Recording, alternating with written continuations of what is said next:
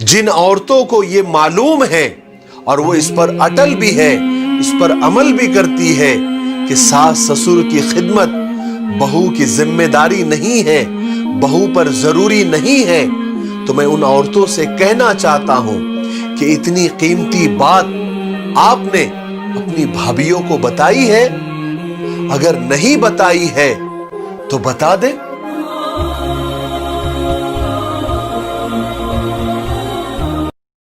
जिसने ठहरना है वो एक आवाज में ठहर जाता है, और जिसने जाना है वो 1000 आवाज के बाद भी चला जाता है। हर शख्स जिंदगी में कुछ नया बताने, कुछ नया सिखाने आता है। कोई खुश रहना सिखाता है, कोई बस गम से सताने आता है। हर रिश्ता अपने अंदाज से परखता है यहाँ। हर शख्स मोहब्बत करने नहीं आता है यहाँ। रफ्ता रफ्ता दिल से सब उतर जाते हैं, दोस्त अहबाब अपने सब बदल जाते हैं। ये जिंदगी है, यहाँ वक्त कहाँ एक सा रहता है। यहाँ आवाज लगाने की गलती हरगिज न करना।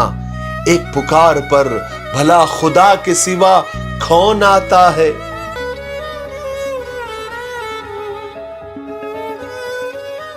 हमारे माँ बाप हमारी दौलत के नहीं, हमारी तवज्जो के मोहताज होते हैं। इसलिए अपने माँ बाप को वक्त दिया करो।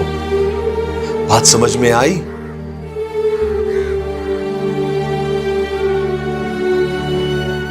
नव्वद फीसद लोग माँ बाप की दुआएं नहीं लेते, लेकिन हर पीर फकीर से दुआएं करवाते फिरते हैं।